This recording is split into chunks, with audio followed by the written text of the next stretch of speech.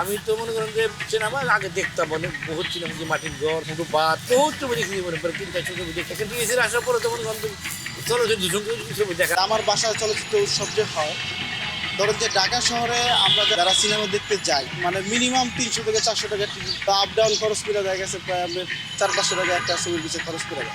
700 মূল্য টিকিটে 50 টাকা মাত্র টিকিট। যে ছবি দেখতে যে লাইন হয়, ওই বছর খুব চলছিল, প্রচুর চলছিল, লোকজন চাও খাইছে, আবার ধরে ধরে কাপ নিয়েও ভিতরে চলে গেছে। আমি আবার কাপ নিতে আর কি সিনেমাও দেখছি।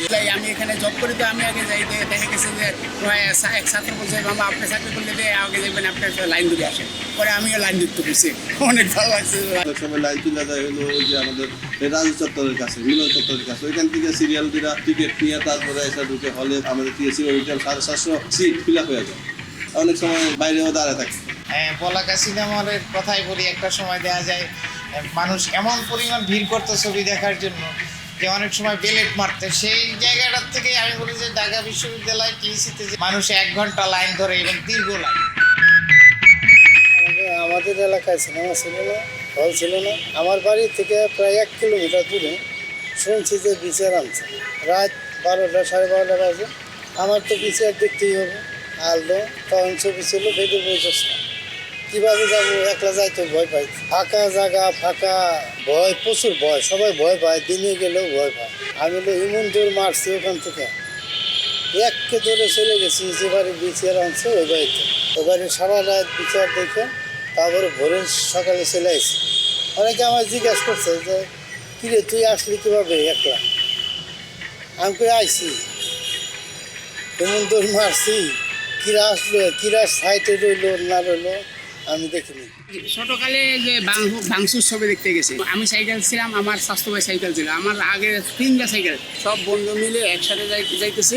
এক ছাত্র গড়াইয়া পুকুরের ভিতরে পড়ে গেছে। আমরা কী করলাম, সাইকেল উঠাইয়া ধরে তাই না উঠলাম। পরে কয় এখন কীভাবে যাবো, পুরা কাদা। পরে শার্টটা ধুইয়া তারপর তো ছবির হলে দাঁড়িয়ে ঢুকলাম।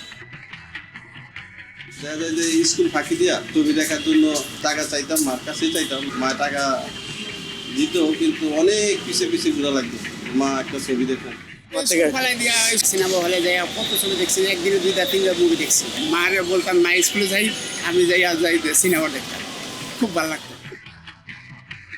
আমার আম্মাজান দেখছি, আম্মাজানও ভালো লাগে। মান্নার যে মার প্রতি যে মানে একটা মারে যে অপমান করলো একজন, হয়তো দেখে ফেলছিল, এই জন্য মানে মা আর তার লোক কথা বলে না। যে মানে আমার ছেলে যদি আমাকে প্রশ্ন করে, যে ছবিটা আমি অনেকবার দেখছি, 8 বার, বেদির মেয়ের জোসনা, সংসারের সুখ দুঃখ, বিক্রম প্রতি মায়া।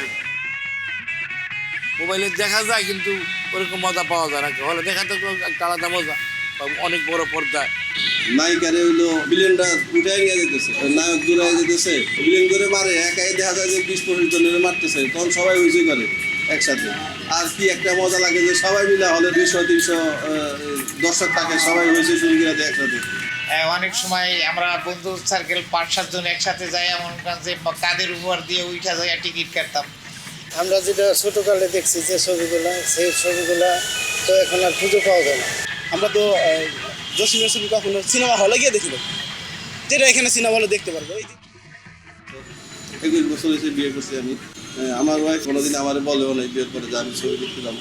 তা আমি বললাম যে তুমি তো রূপালী পর্দায় কোনো সময় ছবি দেখো না, তো আমাদের এখানে তোমার দেখাই, টাকা ছাড়াই দেখো।